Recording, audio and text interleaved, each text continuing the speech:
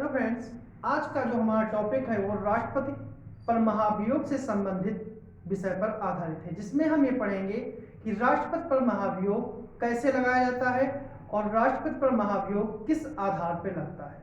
तो राष्ट्रपति जो है वो भारत की संघ सरकार का या कहें भारत का एक प्रथम नागरिक होता है, जो संसद के लोकसभा, राज्यसभा और विधानसभा के निर्वाचित सदस्यों के द्वारा चुना जाता है। इसमें विधान परिषद और लोकसभा और राज्यसभा के निर्वाचित सदस्य भाग नहीं लेते हैं, जबकि दिल्ली और पांडिचेरी केंद्र शासित प्रदेशों के जो विधानसभा है उनके सदस्य इसमें भाग लेते हैं। अनुच्छेद 56 जो है आर्टिकल 56 में राष्ट्रपति का कार्यकाल दिया गया है, जिसमें यह कहा गया है कि भारत के राष्ट्रपति का कार्यकाल पद ग्रहण करने की तिथि से 5 वर्ष तक के लिए होगा।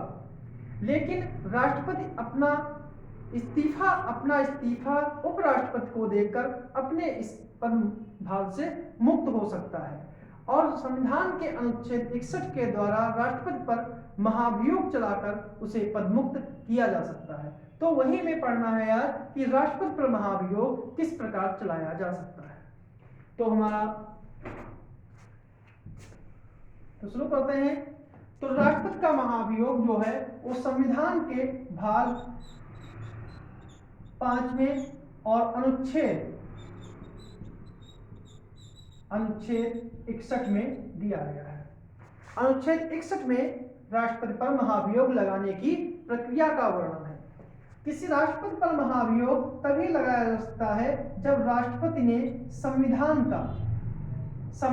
का आक्रमण किया हो संविधान का अतिक्रमण किया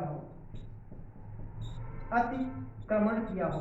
जिस प्रकार हमारे संविधान में के जो विषय हैं वो बांटा गया है कि किन विषयों पर कौन सा व्यक्ति या कौन सा पद कार्य करेगा, उसी प्रकार राष्ट्रपति को भी कुछ कार्य निर्धारित किए गए हैं। अगर राष्ट्रपति अपने कार्यों से विमुख होता है या किसी अन्य के पद पर या किसी अन्य के अधिकार पर अपना दावा करता है तो वो संविधान का अतिक्रमण माना जाएगा और राष्ट्रपति के संविधान के अतिक्रमण के आधार पर ही महाभियोग चलाया जा सकता है। जो राष्ट्रपति का महाभियोग होता है वह एक अर्ध न्यायिक प्रक्रिया है।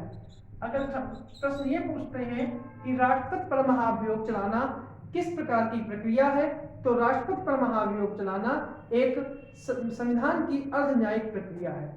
और यह महाभियोग जो प्रक्रिया होती है या महाभियोग की प्रक्रिया जो है वह संसद चलाती है।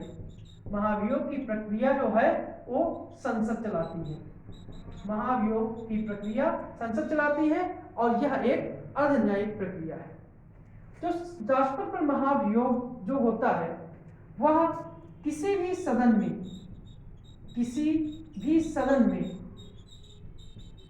चलाया जा सकता है।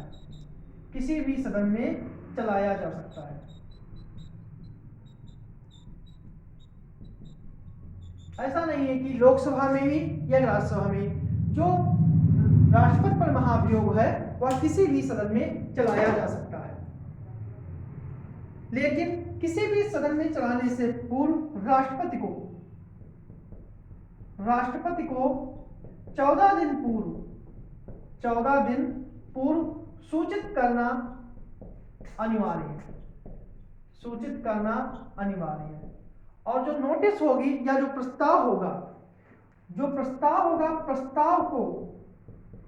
प्रस्ताव को ठीक है 1/4 सदस्यों के बहुमत से 1/4 सदस्यों के बहुमत से पारित होना चाहिए। बहुमत से पेश होना चाहिए। जैसे कि जब इसका जो सिंपल प्रक्रिया है, साधारण एक प्रक्रिया है राष्ट्रपति पर महाभियोग चलाने की, कि अगर राष्ट्रपति पर महाभियोग चलाना है तो जिस सदन में यह प्रस्ताव या नोटिस लाई जाएगी तो प्रस्ताव पेश करने से पहले राष्ट्रपति को 14 दिन पूर्व नोटिस देना होगा। और उस नोटिस पर कम से कम 1/4 सदस्यों का हस्ताक्षर होगा और उसके बाद जो प्रस्ताव होगा उस पर 2/3 प्रस्ताव पर 2/3 2/3 के बहुमत से 2/3 के बहुमत से इसे पारित कराना होगा, इसे पारित कराना होगा,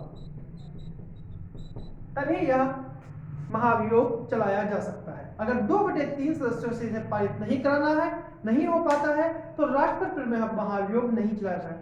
जब एक सदन 1/4 सदस्यों के बहुमत से प्रस्ताव पेश कर देगा और 2/3 के बहुमत से इसे पारित कर देगा, तब यह दूसरा सदन जो है, तब दूसरे सदन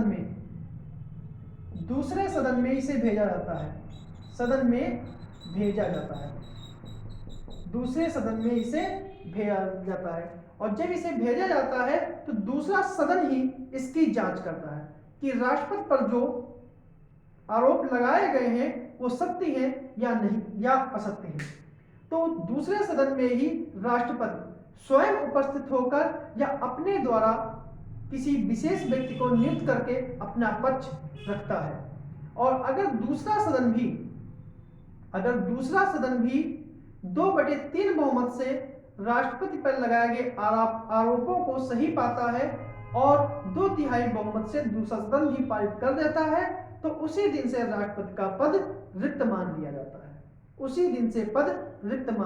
है। तो इस प्रकार राष्ट्रपति महाभियोग इस प्रकार चलाया जाता है। जबकि ये जान लें कि राष्ट्रपति महाभियोग में शामिल कौन कौन से लोग होते हैं। जैसा कि हम जानते हैं कि राष्ट्रपति के निर्वाचन में जो राष्ट्रपति का जो निर्वाचक होता है, जिसे हम निर्वाचक मंडल कहते हैं, इस निर्वाचक मंडल में राज्यसभा, लोकसभा और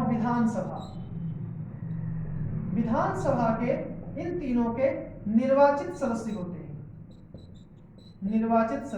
इसमें कभी भी राष्ट्रपति के निर्वाचक मंडल में कोई भी मनोनीत सदस्य शामिल नहीं होते हैं, ठीक है। लेकिन राष्ट्रपति में जो महाभियोग चलाया जाता है, इसमें केवल संसद के सभी सदस्य भाग लेते हैं, चाहे वो निर्वाचित हो या फिर चाहे मनोनीत हो, वो राष्ट्रपति पर महाभियोग के मामले में भाग लेते हैं। जबकि निर्वाचन में राज्यसभा, लोकसभा और विधानसभा के निर्वाचित सदस्य भाग लेते हैं, लेकिन महाभियोग में संसद के सभी सदस्य भाग लेते हैं, चाहे वो लोकसभा के हों चाहे वो राज्यसभा के हों, दोनों जो हैं वो राष्ट्रपति के महाभियोग में भाग लेते हैं। लेकिन विधानसभा के सदस्यों को महाभियोग से अलग रखा गया है, क्योंकि जो राष्ट्रपति महाभियोग भले ही राष्ट्रपति को विधानसभा के सदस्य चुनते जरूर हैं, लेकिन महाभियोग में उनका कोई रोल नहीं होता है।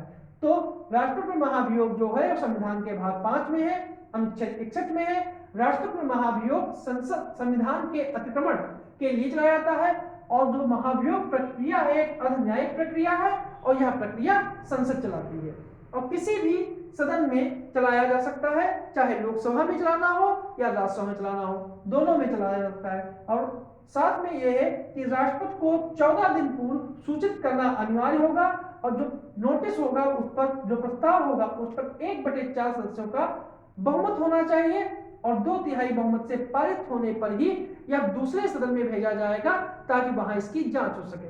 दूसरा सदन इसकी जांच करता है और वहां पर ऐसे आरोपों को सही पाया जाता है, तो फिर दूसरा सदन भी 2/3 बहुमत से अगर इस पर हस्ताक्षर कर देता है, तो उसी दिन से राष्ट्रपति का पद रिक्त मान लिया जाता है।